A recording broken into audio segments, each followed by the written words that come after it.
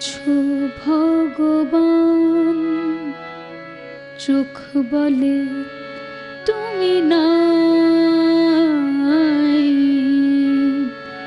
মন বলে তুমি আছো ভগবান, চোখ বলে তুমি নাই। মিছে শুধু তোমায়,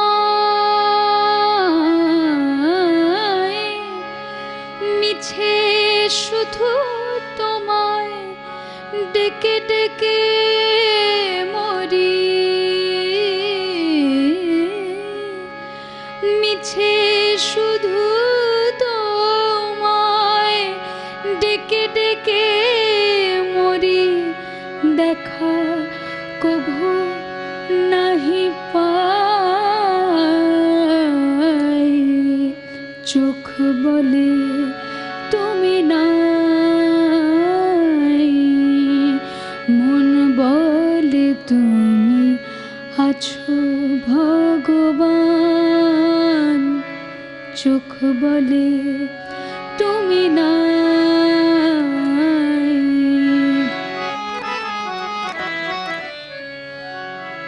মন বলে ওই তৃণলতা রাজে,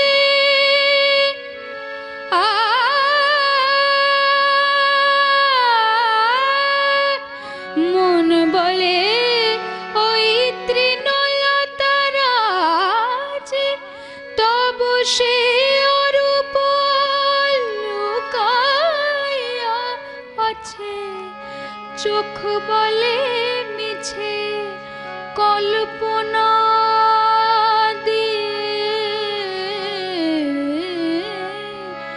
চোখ বলে মিছে কল্পনা দিয়ে, নিজেরে নিজে ভুলাই, চোখ বলে তুমি নাই, মন বলে তুমি আছো ভগবান, চোখ বলে তুমি নাই।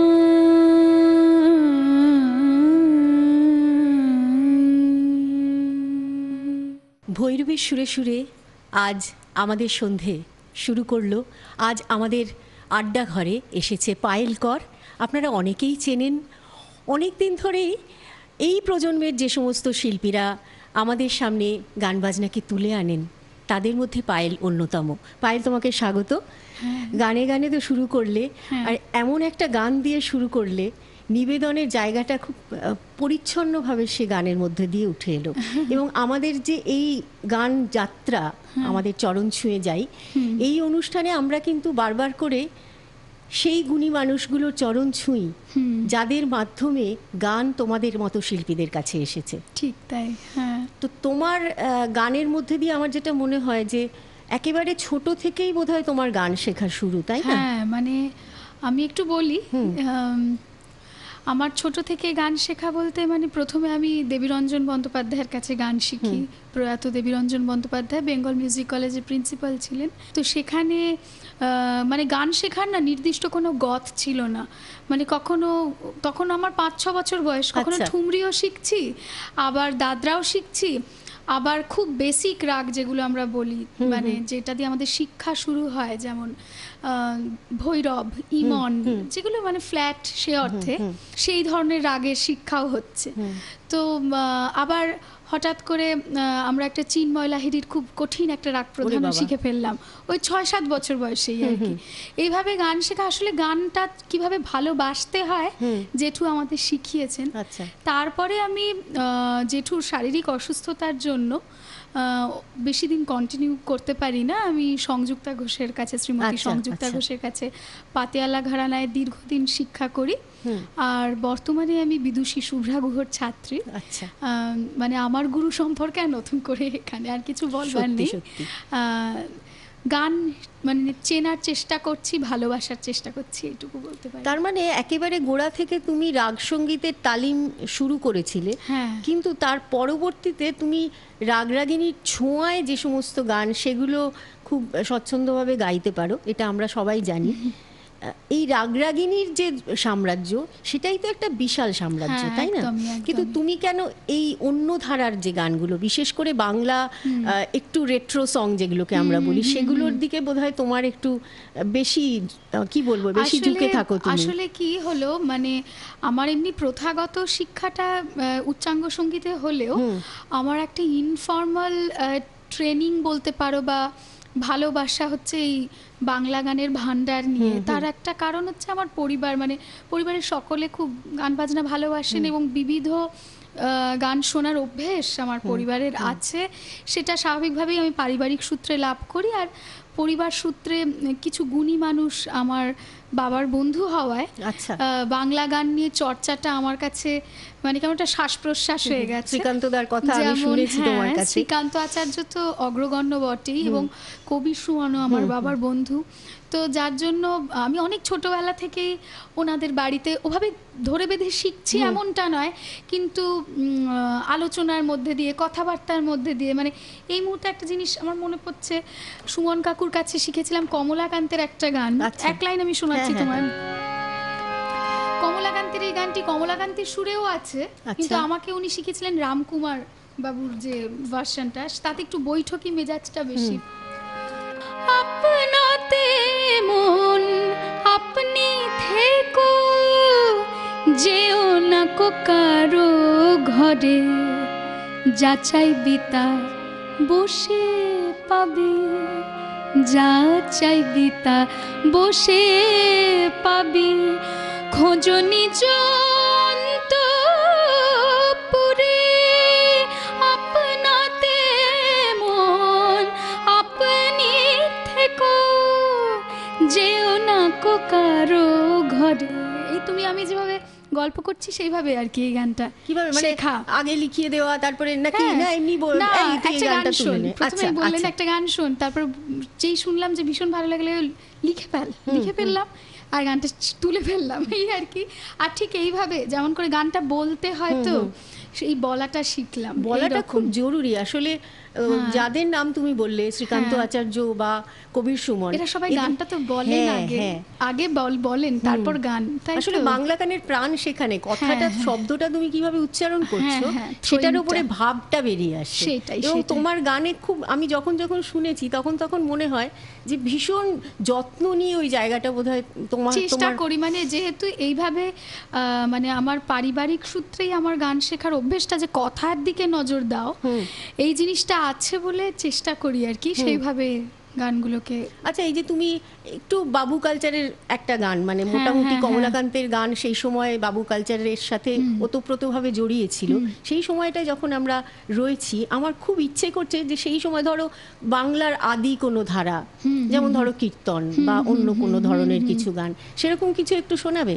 বাজে মঞ্জুল মঞ্জির ঋণীকে চিনি, বাজে মঞ্জুল মঞ্জির ঋণীকে চিনি, নিরবদনী চলে রাধা বিনোদিনী, তার চঞ্চল নয়ন জলে টলমল, তার চঞ্চল নয়ন জলে টলমল, যেন দুটি ঝিনুক ভরা সাগর জল, যেন দুটি ঝিনুক ভরা সাগর জল। ও সে আঁখি না পাখি গো, আঁখি না পাখি গো, কার আসে উড়িতে চায়, থাকি থাকি গো, আঁখি না পাখি গো। রাই ইতি যুতি চায়, রাই ইতি যুতি চায়, কভু তমাল বনে কভু কদম তলায়, রাই ইতি যুতি চায়, কভু তমাল বনে কভু কদম তলায়, রাই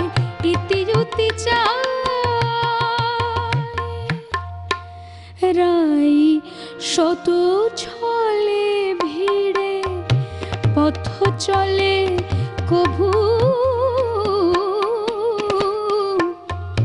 কণ্টক বেঁধে চরণে, তবু যে কাঁটা লতায় আঁচল জড়াইবে খুলে যায় অকারণে, তবু যে কাঁটা লতায় আঁচল জড়াইবে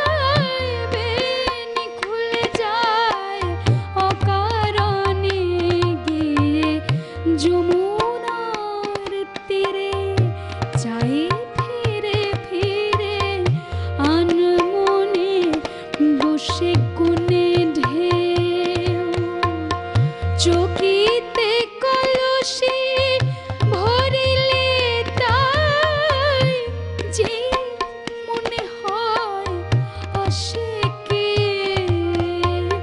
হায় হায় কেউ আসে না, হায় হায় কেউ আসে না।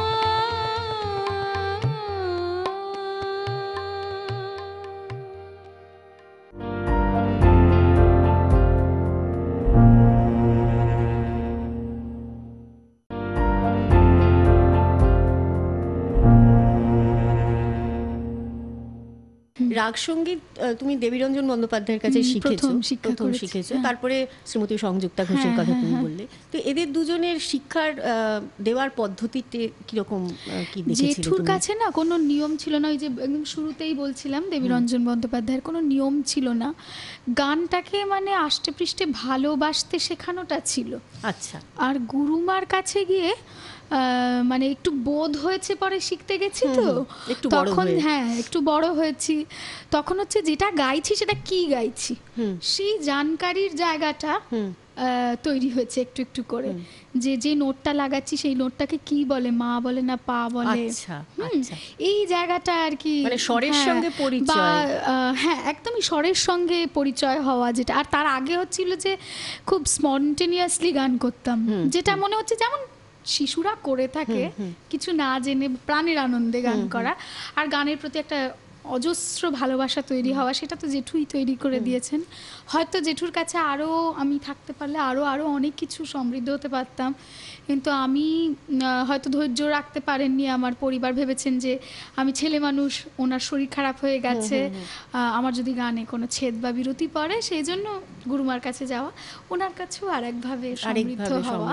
ঠিকই, হ্যাঁ, এত গুণী মানুষ। আর সত্যি কথা বলতে কি আমি তাই ভাবি আমার যেন 3টে স্টেজ হয়েছে গান শেখার, আর এখন যখন বিদুষী শুভ্রা গুহর কাছে শিখছি তখন হচ্ছে ফিনিশিং জিনিসটা কি, কমপ্লিট প্রোডাক্ট, কমপ্লিটনেসটা কি, সেইটার খানিকটা আন্দাজ, মানে পুরোটা তো সম্ভব না, পুরোটা কি তা আমরা হয়তো কেউই জানি না, ঠিকই, কিন্তু সেটার আন্দাজ পাওয়াটা শিখছি। ওটা না রাগের প্রতি ভালোবাসাও না, ওটা সুরের প্রতি ভালোবাসা। জানো তো আমি খুব ছোট থেকেই খুব পাকা পাকা গান বাজনা করি, যেমন জি আকাশে ঝড়ে বাদল যখন গাই আমার তখন 7-8 বছর বয়স, আমার সেই গানের কথা বোঝার কোনো কারণ ঘটেনি, বা আমি সেই সময় বুলবুলি নীরব নার্গিস বনে নজরুল গীতি গাইছি, সেটা তো আরোই বোঝার কথা নয়, কিন্তু আমার কেমন ওই সুরের তো একটা ভাষা হয় না, সেই মেজাজটা খুব রিড করতে পারতাম, মানে সেই মেজাজটা আমাকে খুব নাড়া দিত ভেতর থেকে ছোট থেকেই।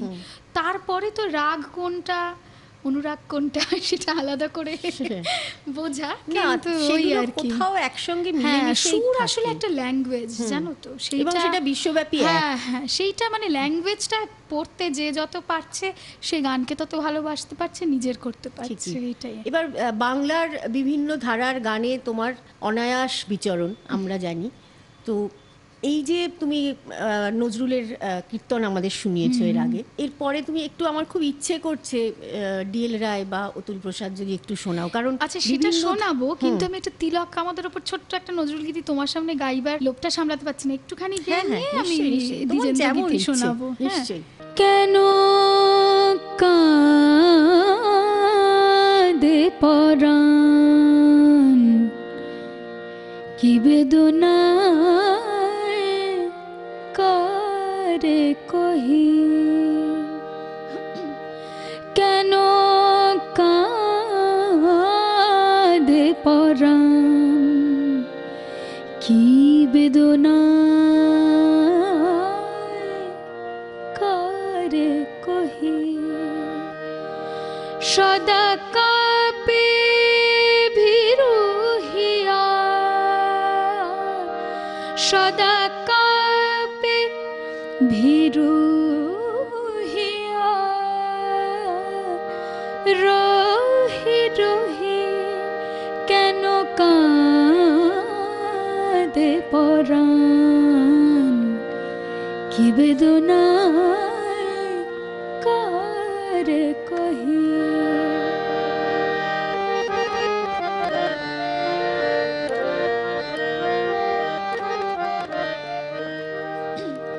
সে থাকে নীল নভে আমি নয়ন জল সায়রে সে থাকে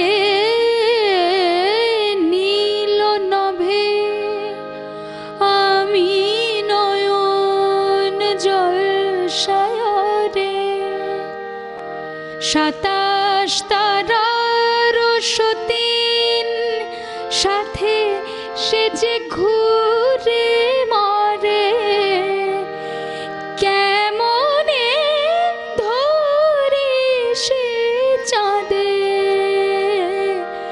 রাহু নহি কেন কাঁদে পরাণ কি বেদনা কারে কহি অসাধারণ কথা আর কি মিশে থাকা সুর একদম। একদম, তুমি এবার একদম। বলো যে আমার খুব জানতে ইচ্ছে করে যে এই যে কথাগুলো ধরে ধরে তার এক্সপ্রেশন দিচ্ছ সেগুলো কি আলাদা করে গুরুর কাছ থেকে শেখা নাকি নিজের না, নিজের ওই যে বললাম ভেতরে একটা যে অভ্যেস ছিল ছোট থেকে, মানে আমার মা সব সময়, মা খুব ভালো শ্রোতা এবং মানে সঙ্গীত বোঝেন কিন্তু শেখেননি কখনো। একটা জিনিস বারবার বলতেন যে আমি তো খুব সাধারণ মানুষ, আমি আমার সাধারণ পার্সপেক্টিভ থেকে তোমায় বলছি, গানের কথার দিকে একটু নজর দেবে।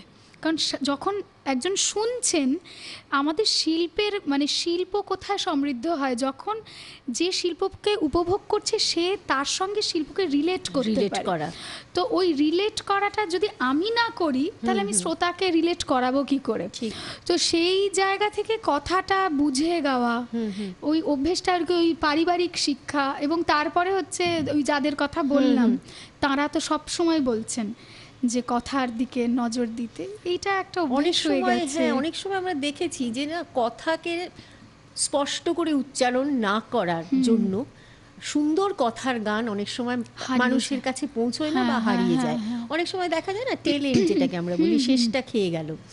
তো সেই জায়গাগুলো খুব সচেতনভাবে বোধহয় তৈরি করতে হয়। মানে একটা গানকে শুধু শেখা নয়, সে তাকে লালন করা এবং ধারণ করা। হ্যাঁ, আর গানের সঙ্গে যত অ্যাসোসিয়েটেড হব তত তো সেটা নিজের হবে, সেটাও তো একটা বড় কথা। অবশ্যই। আচ্ছা, অনেকক্ষণ আগে আমি বলেছিলাম একটা ডিএল রায়ের গান আমি শোনাচ্ছি। একি মধুর ছন্দ মধুর গন্ধ পবন মন্দ মন্থর একি মধুর মুঞ্জরিত নিকুঞ্জ পত্র পুঞ্জ মর্মর একি পত্র পুঞ্জ মর্মর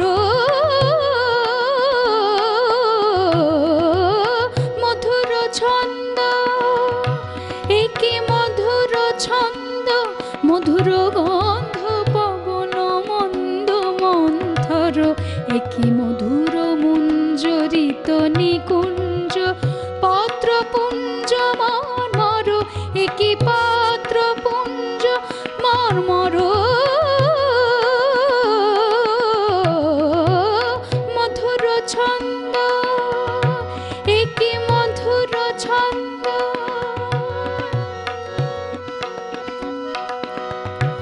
একি নিখিল বিশ্বহাসি একি সুরভি স্নিগ্ধ শিশির সিক্ত কুসুম রাশি রাশি একি শ্যাম হসিত নব বিকশিত ঘন কিশলয় পল্লব একি সরিত রঙ্গ শত তরঙ্গ নৃত ভঙ্গ নির্ঝর একি মধুর ছন্দ, একে মধুর ছন্দ, মধুর গন্ধ পবন মন্দ মন্থর, একে মধুর মুঞ্জরিত নিকুঞ্জ পত্রপুঞ্জ মর্মর, একে পত্রপুঞ্জ মর্মর,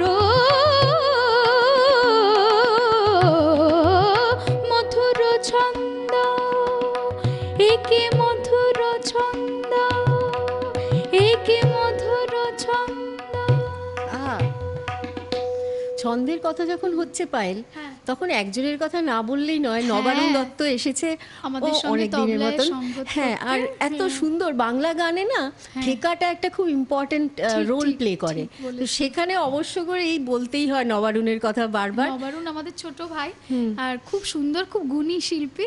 আর কি বলবো, আমরা এখানে এসেই সব হঠাৎ করে সব ঠিকঠাক হ্যাঁ, হয়ে সব গেল। ঠিকঠাক করে আসলে সবকিছু ওরকম মেপে ঝুপে হয় না বোধহয়। গান বাজনাটা তো ওভাবে হয়ই অতটা না। হয় না ওরকম হঠাৎ বেঁধে। করে আমার কিছু একটা শুনতে ইচ্ছে করলো, হঠাৎ করে সবটাই তোমার কিছু ওই যে শোনাতে ইচ্ছে emotionally সেই ওই। সবখানেই ওই আবেগটা ওইটা না বেশি করে থাকলে না হবে না। থাকলে বোধহয় গান বাজনা হয় না।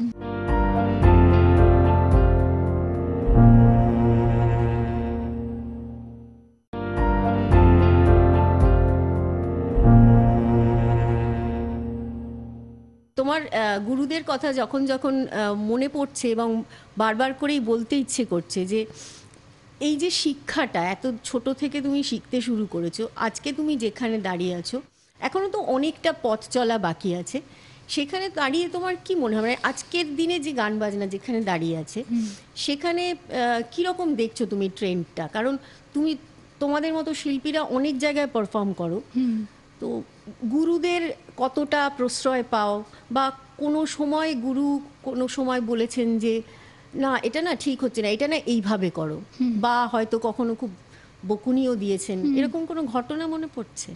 হ্যাঁ, মানে বিশেষ করে আমি এখন শুভ্রা গুহ, মানে আমরা মামনি বলি, মামনির কথা বলবো, সে তো প্রতিনিয়ত বকা খাচ্ছি। মানে গিয়ের থেকে এই যে ফাঁকিবাজ মেয়েটা এসে গেছে, এই হচ্ছে প্রথম। পায়েল ফাঁকিবাজ? হ্যাঁ বাপরে, মানে ওনার ক্লাসটা যে কি সাংঘাতিক হয়, সেখানে সত্যি আমি খুব ব্যাক বেঞ্চার। আচ্ছা, ওইখানে যাই হোক। শুভ্রাদির ক্লাসে হ্যাঁ। সবাই একসাথে বসে শেখা হয় নাকি কিরকম? সবাইকে উনি আলাদা আলাদা করে আলাদা আলাদা দেখেন, করে এবং দেখেন। ওনার কাছে হচ্ছে ছুটি নেই যতক্ষণ না তুমি একটা ঠিকঠাক জিনিস পারফর্ম করে দেখাচ্ছ ওনাকে। মানে উনি আচ্ছা। যেটা শিখিয়ে দিলেন, মানে ধরো একটা তানের ফান্দা শিখিয়েছেন, তো পরের দিনকে আর বন্দিশ অনুযায়ী তান করার জিনিসটা উনি খুব প্রাধান্য বন্দিশটা দেন। সুন্দর করে উচ্চারণ হ্যাঁ, করা, সেইটা মানে এক একটা বন্দিশের তো এক এক রকম স্ট্রাকচার হয়, সেই অনুযায়ী তান করা।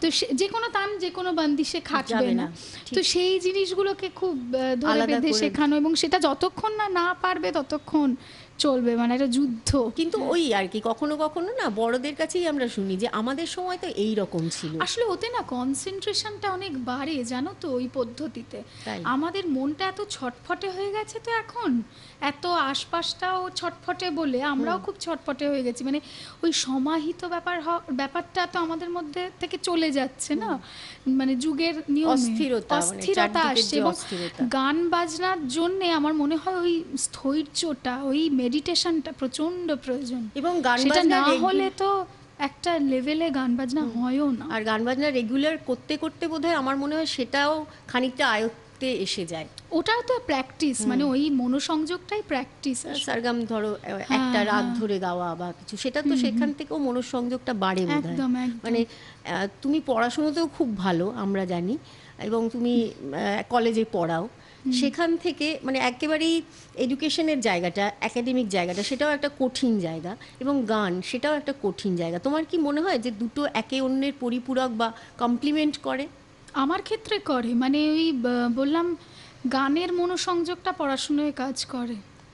অবশ্যই। আর পড়াশুনো করছি যখন চিন্তা ভাবনাটা বাড়ছে, তো সেই চিন্তা ভাবনার রিফ্লেকশনটা গান গাওয়াতে আসে। গল্প তো আমাদের চলতেই থাকবে, হ্যাঁ, কিন্তু আবার একটু থামবে না। গান শুনবো।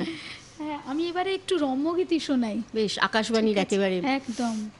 প্রকাশকালী ঘোষালের কথা সুরে প্রতিমা বন্দ্যোপাধ্যায় গেয়েছিলেন গানটি।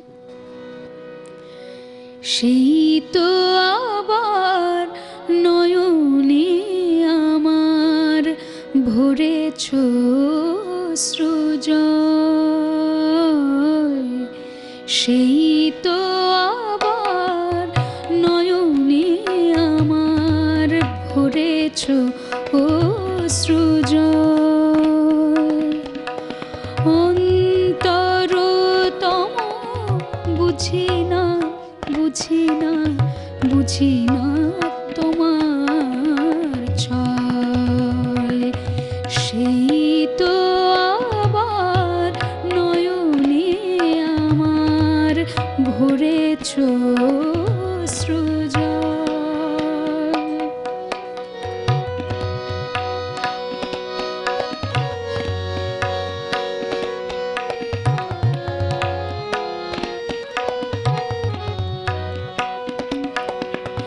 বিরহী বনের পিয়াসিলতার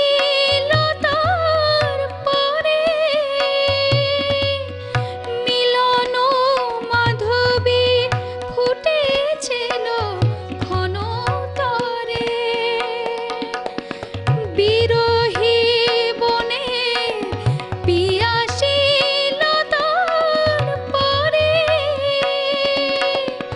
মিলন মাধবী ফুটেছিল ঘন তরে। অসময় হায় জড়ালে সে ফুলদল। অন্তরতম বুঝি না, বুঝি না, বুঝি না তোমার ছল। সেই তো আবার নয়নে আমার ভরেছ অশ্রুজল। সেই তো আবার নয়নে আমার ভরেছ অশ্রুজল। এই গানের জন্ম যেখানে হুম, এবং যে সময়ে, সেই সময় তো তোমার জন্ম হয়নি। না তো তুমি এই এই যে বিশেষ ধারাটি এখন প্রায় অবলুপ্তির পথে আমি হ্যাঁ। বলবো, কারণ অনেক গানের না কোনো হদিশ পাওয়া যায় না, এই গানগুলো ধীরে ধীরে বিলুপ্ত হয়ে যাচ্ছে। তো এখানে এই ধারাটার প্রতি তোমার আকর্ষণটা কিভাবে, এবং খুব জানতে ইচ্ছে করছে যে কোথা থেকে, মানে কিভাবে তুমি কালেক্ট না করো? আসলে তুমিও জানো যে আমরা একটা গ্রুপ আসলে এই ধরনের গান বাজনা করতে পছন্দ করি। তো তার মধ্যে যার কথা না বললেই নয় সে হচ্ছে স্নিগ্ধদা, স্নিগ্ধদেব সেনগুপ্ত।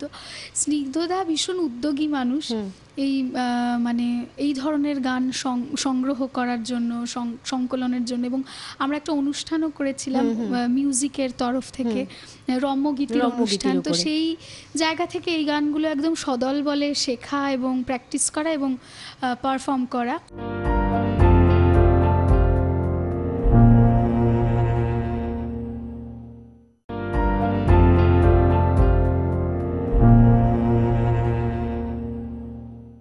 দূরে ওই পিয়াল শাখায় লাগলো হাওয়া, তুমি কি দেখতে পেলে, তুমি কি দেখতে পেলে? সে দোলায় দোলন চাপা দলগুলি তার দেশে মেলে। দূরে ওই পিয়াল শাখায় লাগলো হাওয়া, তুমি কি দেখতে পেলে, তুমি কি দেখতে পেলে? সে দোলায় দোলন চাপা দলগুলি তার দেশে মেলে। দূরে ওই পিয়াল শাখায় লাগলো হাওয়া, পাখি আজ গাইলো যে গান খুশির নেশায়, সে সুরের ছন্দে নদে কলতানে রাবেগ মেশায়। পাখি আজ গাইলো যে গান খুশির নেশায়, সে সুরের ছন্দে নদে কলতানে রাবেগ মেশায়। তারে সে আকুলতায় মাধুরী দে হৃদয় ঠেলে, তারে সে আকুলতায় মাধুরী দে হৃদয় ঠেলে। তুমি কি দেখতে পেলে, তুমি কি দেখতে পেলে? সে দোলায় দোলন চাপা দল কুলি তার দেশে মেলে দূরে ওই পিয়াল শাখায় লাগলো হাওয়া দূরে ওই পিয়াল শাখায় লাগলো হাওয়া দূরে ওই পিয়াল শাখায় লাগলো হাওয়া। কি মিষ্টি কম্পোজিশন না? ভীষণ, মানে এটার সময়ের অভাবে আর কি সঞ্চারীটা গাইতে পারলাম না। ইদানিং যে ধরনের গান বাজনা হচ্ছে তাতে আমার মনে হয় রিদম প্যাটার্ন অনেকটা একঘেয়ে লাগে আমাদের, কিন্তু পুরনো যে গানগুলো সেগুলোর কাছে আসলে তার সাথে অ্যাসোসিয়েশন আমাদের বাবা মার সূত্রে বা হয়তো দাদু ঠাকুমার সূত্রে পাওয়া, এবং সেখান থেকে যে গানগুলো আমাদের একেবারে নিঃশ্বাস প্রশ্বাসে মিশে যাওয়া, সেই গানগুলো বোধহয় মানুষ ওই জন্য বেশি রিলেট একটা করতে জিনিস পারে। আমার কি মনে হয় জানো, প্রত্যেকটা জাতির তো একটা নিজস্ব চরিত্র থাকে, তেমনি ভাবে মানে প্রত্যেকটা জাতির একটা নিজস্ব সংস্কৃতি থাকে। যেমন বাংলা গানের তো একটা ধারা আছে, অবশ্যই সেই ধারাটাকে না কোথাও মানে আমরা জানি আমরা বিশ্বায়নের প্রকোপে সবাই ভীষণভাবে আবিষ্ট, সবাই ভীষণ সমরূপী, কিন্তু আমার মনে হয় ওই বৈচিত্র্যটাকে রেখে দেওয়াই কোথাও একটা সংস্কৃতিরও একটা প্রগতিশীল মনোভাবের পরিচায়ক। সেইটা কিন্তু খুব হারিয়ে যাচ্ছে, মানে সবাই ভীষণ হোমোজেনাইজড, ভীষণ একরকম হতে চাই। নিশ্চয়ই আমরা তো মানে পাশ্চাত্যকে গ্রহণ করেছি, আমি দ্বিজেন্দ্রলাল রায়ের গানের কথা বললাম, তিনি তো অবশ্যই। করেছেন, রবি ঠাকুর তো অবশ্যই। ভীষণভাবে করেছেন, কিন্তু কোথাও কি সেটা বাংলা গান হয়েছে? তো সেই দেওয়া নেওয়াটার যদি অনুপাতটা ঠিক থাকে, এবং নিজস্বতা রাখা, হ্যাঁ নিজের মানে সিগনেচার প্রত্যেকটা রাখা। জিনিসেই না সিগনেচারটা ভীষণ হ্যাঁ, দরকার। তোমার গুরুদের কথায় আবার ফিরি। ধরো তুমি এখন বিভিন্ন জায়গায় গাইছো, তখন কি গুরুরা আলাদাভাবে কোনো রকম ভাবে ট্রেন করেন যে এখানে এরকম গান গাইলে ভালো, বা সেরকম কোনো কিছু আছে? না দেখো, আমি তো উচ্চাঙ্গ সঙ্গীত শিখি এবং সেটা পারফর্ম করি না, অতএব সেটা নিয়ে আমার গুরুর যথেষ্ট একটা ক্ষোভ আছে। আচ্ছা, যে কেন তুই এই দিকটা নিয়ে অত ভাবছিস না, একটু করছিস না কেন, চেষ্টা করলেই হয়। সত্যি হয়তো হয়, কিন্তু হয়ে উঠছে না, মানে আমি জানি না আর হবেও কি না। না নিশ্চয়ই কিন্তু কোনো না কোনো মানে সময় হয়তো হবে। একটা জিনিস যে টেকনিক্যাল দিকগুলো তো অবশ্যই ওনারা অনেক বেশি সতর্ক করেন। করতে চান বা চেষ্টা করেন। কলকাতার বাইরেও তুমি অনুষ্ঠান করো, তো এখানকার যারা শ্রোতা দর্শক সেখানের থেকে বাইরের, কলকাতার বাইরের যে দর্শক শ্রোতা, তাদের মধ্যে কোথাও কোনো তফাৎ দেখেছো? দেখো সেটা না স্থান বিশেষে এক এক রকম। মেট্রোপলিটন সিটিগুলোর মোটামুটি ধাঁচ একরকম, কিন্তু আমি যখন শিলচর করিমগঞ্জে অনুষ্ঠান করতে যাই তখন আমি তো সে অর্থে অত বিখ্যাত নই, কিন্তু ধরো 700-800 একটা অ্যাকোমোডেশনের অডিটোরিয়াম এবং একটা সম্পূর্ণ ভিন্ন জায়গা যেটা আমার মাতৃভূমি নয় সে অর্থে, তো পুরো মানুষ তো প্যাকড আপ থাকেন, এবং বাংলা গান যে ওই অঞ্চলটায় কি পরিমাণ চর্চা হয় এবং তারা কি ভালোবাসেন। বা ত্রিপুরাতে প্রোগ্রাম করতে গেছি আগরতলাতেও দেখেছি সেই আবেগটা, মানে ওরা পুরো আমরা এটা ভাবতেও পারি না, এখন তো আমাদের কোরাস গানটা উঠেই গেছে কেমন, এবং ওরা কোরাসে কীর্তন পারফর্ম করছেন আমার অনুষ্ঠানের আগে, আর কি সুরে কি সুন্দর তাদের মানে ওয়েল রিহার্সড, এবং এত মানে কি বলবো সে অর্থে কম প্রচলিত নজরুল গীতি রবীন্দ্রনাথের গান করছেন, তো সেটা না স্থান অনুযায়ী মানে কিছুটা রকম ফের তো হয়। আমার না তোমাকে পেলেই ভীষণ পুরোনো দিনের গান, একটু আধুনিক গান, যেমন তুমি রম্যগীতি গাইলে, পাশাপাশি তখনকার রেট্রো সং যেগুলোকে এখন আমরা বলি, পুরনো আধুনিক গান, সেরকম বেশ কিছু গানে তোমার ভীষণ একটা আমি দেখেছি ডায়েরি ভর্তি করা গান, তো সেরকম কিছু একটু শোনাও না। আচ্ছা আমি একটা ফিল্মের গান শোনাচ্ছি, গীতা দত্তের। তুমি বিনা ফাগুন বিফলে যায়, বিফলে যায় সাথী, বিফলে যায়, তুমি বিনা ফাগুন বিফলে যায়, বিফলে যায় সাথী, বিফলে যায়,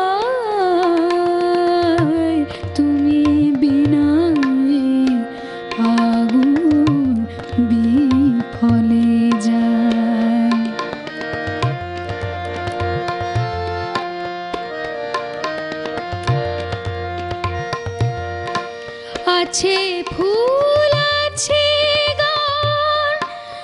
আছে মধুরাতে রাতে, নিধারা রাতে নাই নিশি জাগা সাথে, আছে মধুরাতে বৃথা মধুরাতে, গোলাপ ডাকে আধীরে বলে মনোয়ায়,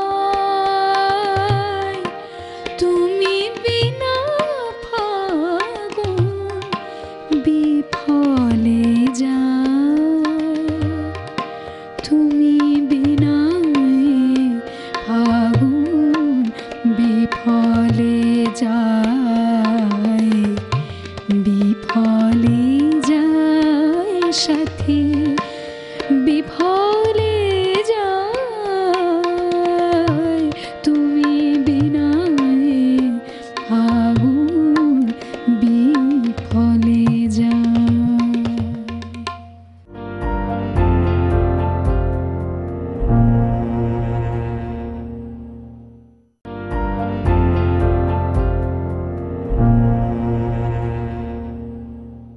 আমরা অনেক সময় শুনি যে এখনকার প্রজন্ম খুব অস্থির, খুব তারা নতুন ধরনের রিদমের দিকে, নতুন ধরনের মিউজিকের দিকে ঝুঁকছে, কিন্তু তোমাদের মতো শিল্পীরা, তুমি, স্নিগ্ধদেব, অরুণাশিস, তৃষা, এদেরকে যখন আমরা পাই আমার মনে হয় ভীষণ ভীষণ পজিটিভ। আমরা খুব আশা দেখি তোমাদের মধ্যে, মানে তোমরা তো এই দায়িত্বটা পালন করছো, তাই না?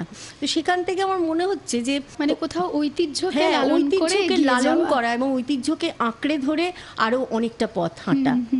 তো সেখান থেকে খুব একেবারে শেষের বেলায় এসে আমার মনে হয় যে শুধুমাত্র বাংলা গান নয়, বাংলা গানের বাইরেও যে একটা বিশাল আমাদের ভান্ডার আছে, সেখানেরও তো বেশ কিছু জায়গায় আমাদের সুরকাররা গিয়ে সেখানে কাজ করেছেন। বিশাল তাদের একটা বিশাল সাম্রাজ্য আছে। সেখান থেকে কোনো গান মনে পড়ছে? আসলে বাংলার পরে তো ভারত, সেইটাই আর কি।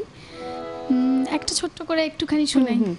पवन दीवानी पवन दीवानी न माने उड़ाए मोरा घुंघटा आली, पवन दीवानी पवन दीवानी,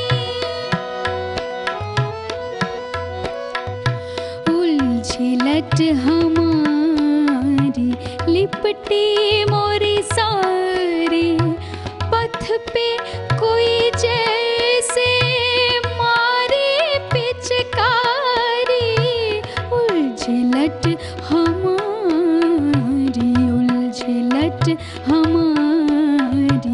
लिपटे मोरी सारी, पथ पे कोई जैसे मारे पिचकारी, छेड़ छेड़ जाए चंचल मस्तानी, मस्तानी पवन दीवानी पवन दीवानी, न माने उड़ाए मोरा घुंघटा आली, पवन दीवानी पवन दीवानी।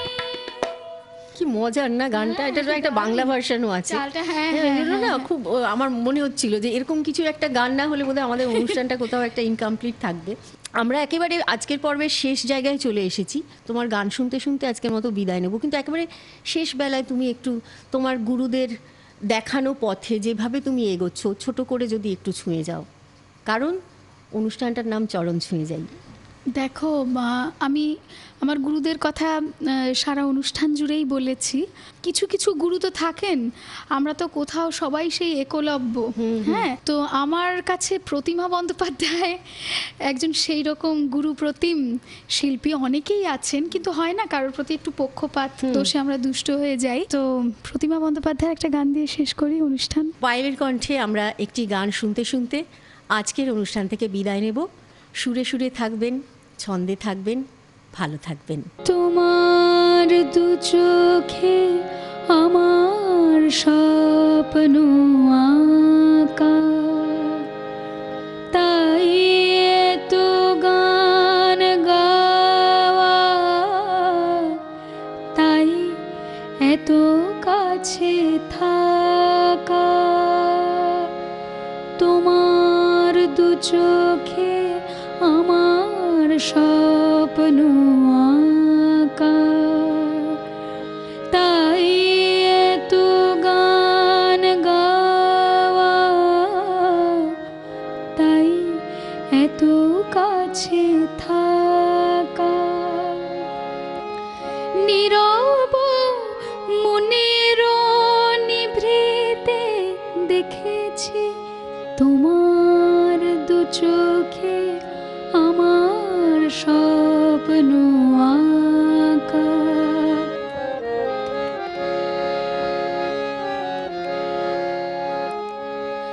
সুদূর আকাশে জোছনা হাসে, সাগরে বাজে বীণ। তুমি ও আমি দিবস যামি কাটাবো সোনালি দিন। প্রজাপতিদের পাখায় পাখায় ফুলের পরাগ মাখা, ফুলের পরাগ মাখা। তোমার দু চোখে আমার স্বপ্ন আঁকা, তোমার দক্ষিণ হাতে আমি যে বেঁধেছি রাখি, কাকলি কুজনে তাই মুখর হয়েছে পাখি। তুমি যে আশা সুরের ভাষা, প্রাণের গানে মোর। তোমারি তরে হৃদয়ে ভরে ভরিবে আঁখি মোর। তোমারে হেরিয়া মোর কবিতার ভাবনা মেলেছে পাখা, ভাবনা মেলেছে পাখা।